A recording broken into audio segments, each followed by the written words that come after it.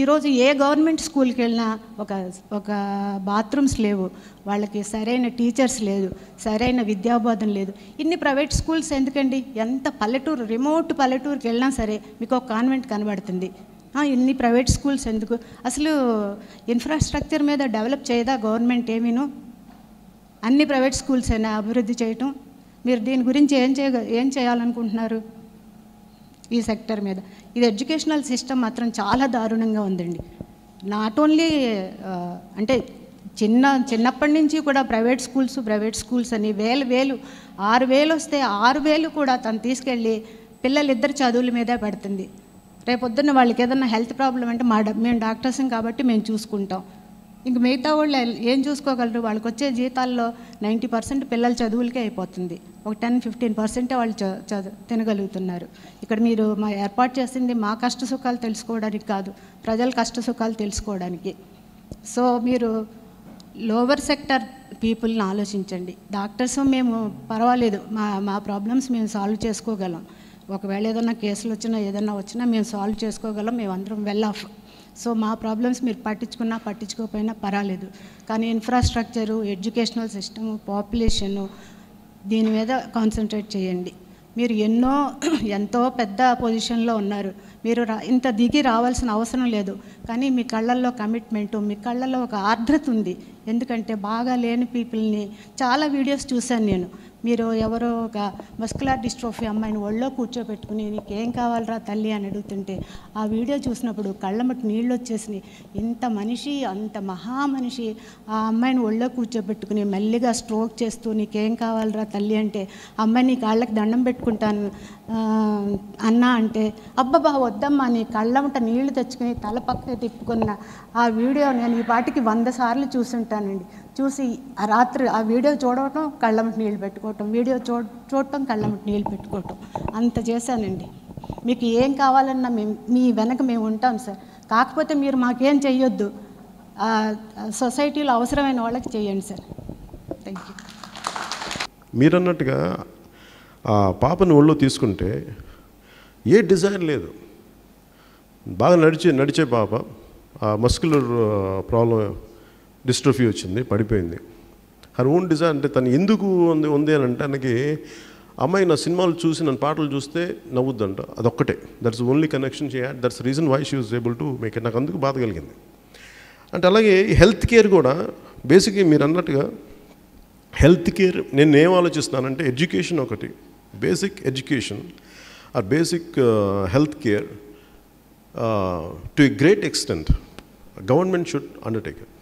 అలా అని చెప్పి ప్రైవేట్ సిస్టమ్స్, ఎందుకంటే మనం ఓవర్ నైట్ ప్రైవేటైజేషన్ని తీసేయడం కుదరదు. కానీ ప్రైవేటైజేషన్తో కంపీట్ చేసేలాగా, ప్రైవేట్ స్కూల్స్తో కంపీట్ చేసేలాగా, లేదంటే ప్రైవేట్ హెల్త్ కేర్తో, కార్పొరేట్ హెల్త్ కేర్తో కంపీట్ చేసేలాగా గవర్నమెంట్ నా పాలసీస్ ఎలా పెడదాం అనుకుంటున్నానంటే, which I might take your opinions. My manifesto team will come and approach you.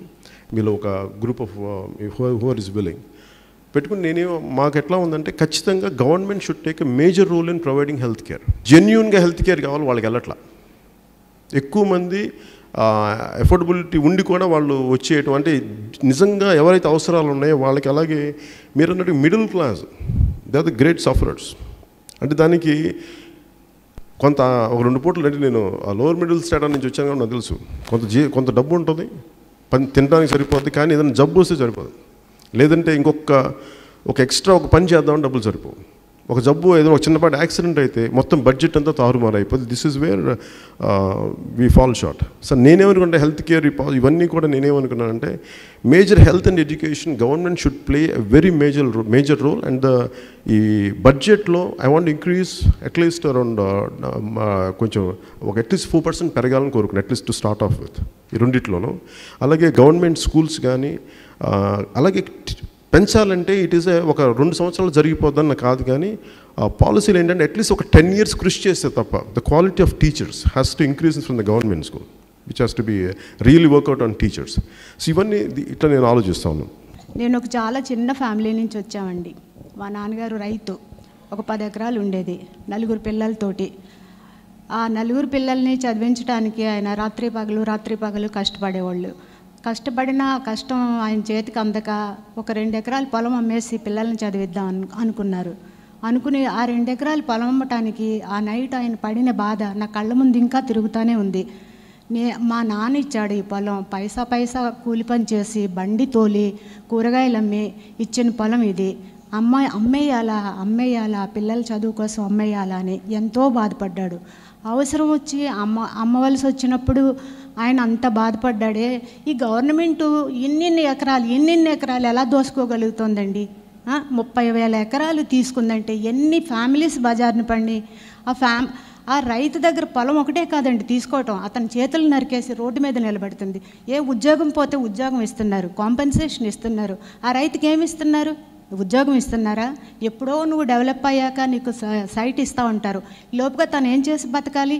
Road మీద అడుక్కు తిని బతకాలా, లేదంటే ఏదన్నా వలస కూలీ కింద వెళ్ళి బతకాలా? ఇంకా గవర్నమెంట్ స్కూల్స్ అండి. మా ఇంట్లో వంట అమ్మాయి ఉంది, తనకు 6,000 ఇస్తాం జీతం. 2 పిల్లలు, ఒక పిల్లని మాతోనే ఉంచుకుంటాం.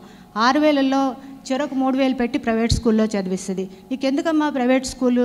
3,000 పెట్టి ఆ 3,000 బ్యాంకులో ఈ పిల్లలకి రేపు ఉపయోగపడుతుంది అంటే, అమ్మ మాకు ఉండేదే ఈ చదువులే మా పిల్లలకి మేము ఇచ్చే ఆస్తులు, మా వాళ్ళు ఏమీ మాకు పెద్ద పెద్ద ఆస్తులు ఇవ్వలే, రెక్కలే ఇచ్చారు. ఆ రెక్కల కష్టంతో నా పిల్లల్ని చదివించుకుంటున్నా. గవర్నమెంట్ స్కూల్లో ఏముందమ్మా, ఒక టీచర్ ఉంటే ఒక టీచర్ ఉండరు. 1వ క్లాస్ నుంచి 5వ క్లాస్ వరకు ఒకే టీచర్ ఉంటారు. వీళ్ళకి ఏం చదువులు వస్తాయమ్మా? ఏమి ఇవ్వగలం? వీళ్ళు కూడా రేపొద్దున్న నాలాగే ఎవరో ఇంట్లో వంట చేసుకోవాలి. కాబట్టి నన్ను మాత్రం మీరు జీతం అంతే ఇవ్వండి, కానీ నా పిల్లల్ని మాత్రం ప్రైవేట్ స్కూల్లోనే చదివిస్తా. మీకు ఏమన్నా చెయ్యాలి నాకు హెల్ప్ అనుకుంటే బుక్స్ కనివ్వండి, అంతేగాని ప్రైవేట్ స్కూల్లో చదివించొద్దు. కానీ నేను గవర్నమెంట్ స్కూల్లోనే చదివా. చాలా చిన్న స్కూల్లో చదివా. అప్పుడు స్టేట్ టాపర్ని నేను. గవర్నమెంట్ స్కూల్లో చదివినా తెచ్చుకోగలిగాను అంటే ఆ రోజులు బాగున్నాయి. ఆ రోజులు డెడికేషన్ ఉంది టీచర్స్కి. గవర్నమెంట్ కొంచెం కొద్దిగా కాకపోతే కొద్దిగా అయినా ప్రైవేట్ స్కూల్స్ మీద, గవర్నమెంట్ స్కూల్స్ మీద, గవర్నమెంట్ హెల్త్ మీద పెట్టింది. ఈరోజు ఏ గవర్నమెంట్ స్కూల్కి వెళ్ళినా ఒక బాత్రూమ్స్ లేవు, వాళ్ళకి సరైన టీచర్స్ లేదు, సరైన విద్యాబోధన లేదు. ఇన్ని ప్రైవేట్ స్కూల్స్ ఎందుకండి? ఎంత పల్లెటూరు, రిమోట్ పల్లెటూరుకి వెళ్ళినా సరే మీకు ఒక కాన్వెంట్ కనబడుతుంది. ఇన్ని ప్రైవేట్ స్కూల్స్ ఎందుకు? అసలు ఇన్ఫ్రాస్ట్రక్చర్ మీద డెవలప్ చేయదా గవర్నమెంట్? ఏమీను అన్ని ప్రైవేట్ స్కూల్స్ అయినా అభివృద్ధి చేయటం. మీరు దీని గురించి ఏం చేయాలనుకుంటున్నారు ఈ సెక్టర్ మీద? ఇది ఎడ్యుకేషనల్ సిస్టమ్ మాత్రం చాలా దారుణంగా ఉందండి. నాట్ ఓన్లీ అంటే చిన్నప్పటి నుంచి కూడా ప్రైవేట్ స్కూల్స్ అని వేలు 6,000 వస్తే 6,000 కూడా తను తీసుకెళ్ళి పిల్లలిద్దరు చదువుల మీదే పెడుతుంది. రేపొద్దున్న వాళ్ళకి ఏదైనా హెల్త్ ప్రాబ్లం అంటే మేము డాక్టర్సం కాబట్టి మేము చూసుకుంటాం. ఇంక మిగతా వాళ్ళు ఏం చూసుకోగలరు? వాళ్ళకి వచ్చే జీతాల్లో 90% పిల్లల చదువులకే అయిపోతుంది. ఒక 10-15% వాళ్ళు తినగలుగుతున్నారు. ఇక్కడ మీరు ఏర్పాటు చేసింది మా కష్ట సుఖాలు తెలుసుకోవడానికి కాదు, ప్రజల కష్ట సుఖాలు తెలుసుకోవడానికి. సో మీరు లోవర్ సెక్టర్ పీపుల్ని ఆలోచించండి. డాక్టర్స్ మేము పర్వాలేదు, మా ప్రాబ్లమ్స్ మేము సాల్వ్ చేసుకోగలం. ఒకవేళ ఏదైనా కేసులు వచ్చినా మేము సాల్వ్ చేసుకోగలం, మేమందరం వెల్ ఆఫ్. సో మా ప్రాబ్లమ్స్ మీరు పట్టించుకోకపోయినా పర్వాలేదు.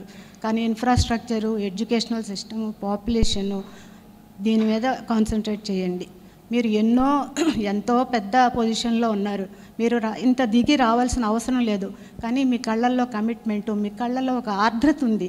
ఎందుకంటే బాగా లేని పీపుల్ని చాలా వీడియోస్ చూశాను నేను. మీరు ఎవరో ఒక మస్కులర్ డిస్ట్రోఫీ అమ్మాయిని ఒళ్ళో కూర్చోబెట్టుకుని నీకేం కావాలరా తల్లి అని అడుగుతుంటే ఆ వీడియో చూసినప్పుడు కళ్ళమటి నీళ్ళు వచ్చేసినాయి. ఇంత మనిషి, అంత మహామనిషి ఆ అమ్మాయిని ఒళ్ళో కూర్చోబెట్టుకుని మెల్లిగా స్ట్రోక్ చేస్తూ నీకేం కావాలరా తల్లి అంటే అమ్మాయి నీ కాళ్ళకి దండం పెట్టుకుంటాను అన్నా అంటే అబ్బబ్బా వద్దమ్మా నీ కళ్ళమట నీళ్లు తెచ్చుకుని తల పక్కకి తిప్పుకున్న ఆ వీడియో నేను ఈ పాటికి 100 సార్లు చూసుంటానండి. చూసి ఆ రాత్రి ఆ వీడియో చూడటం, కళ్ళమటి నీళ్ళు పెట్టుకోవటం, వీడియో చూడటం, కళ్ళమటి నీళ్ళు పెట్టుకోవటం, అంత చేశానండి. మీకు ఏం కావాలన్నా మీ వెనక మేము ఉంటాం సార్. కాకపోతే మీరు మాకేం చెయ్యొద్దు, సొసైటీలో అవసరమైన వాళ్ళకి చేయండి సార్. Thank you. మీరన్నట్టుగా ఆ పాపని ఒళ్ళో తీసుకుంటే ఏ డిజైర్ లేదు, బాగా నడిచే పాప, ఆ మస్కులర్ ప్రాబ్లం డిస్ట్రోఫీ వచ్చింది, పడిపోయింది. Her own desire. అంటే తను ఎందుకు ఉంది అని అంటే తనకి అమ్మాయి నా సినిమాలు చూసి నన్ను పాటలు చూస్తే నవ్వుద్దంట, అదొక్కటే. That's only connection she had. That's reason why she was able to make it. నాకు అందుకు బాధ కలిగింది. అంటే అలాగే హెల్త్ కేర్ కూడా బేసిక్గా మీరు అన్నట్టుగా హెల్త్ కేర్ నేను ఏం ఆలోచిస్తున్నానంటే ఎడ్యుకేషన్ ఒకటి, basic education or basic health care to a great extent government should undertake it.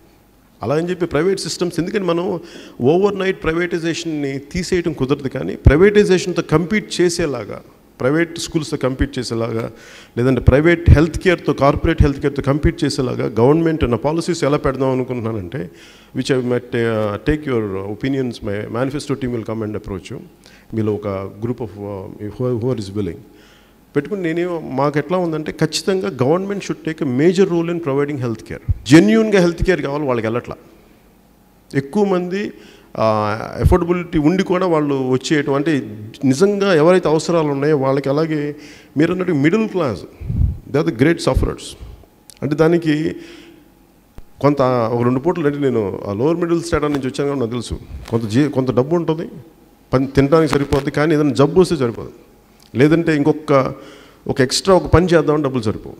ఒక జబ్బు ఏదో ఒక చిన్నపాటి యాక్సిడెంట్ అయితే మొత్తం బడ్జెట్ అంతా తారుమారు అయిపోతుంది. This is where we fall short. So నేనేమనుకుంటే హెల్త్ కేర్ ఇవన్నీ కూడా నేనేమనుకున్నానంటే, major health and education government should play a very major role. And ఈ బడ్జెట్లో I want increase at least around కొంచెం ఒక అట్లీస్ట్ 4% పెరగాలని కోరుకున్నాను, at least to start off with ఈ రెండిట్లోనూ. అలాగే గవర్నమెంట్ స్కూల్స్ కానీ అలాగే పెంచాలంటే ఇట్ ఈస్ ఒక 2 సంవత్సరాలు జరిగిపోద్దన్న కాదు, కానీ పాలసీలు ఏంటంటే అట్లీస్ట్ ఒక 10 years కృషి చేస్తే తప్ప the quality of teachers has to increase from the government school, which has to be really work out on teachers. So ఇవన్నీ ఇట్లా నేను ఆలోచిస్తా ఉన్నాను.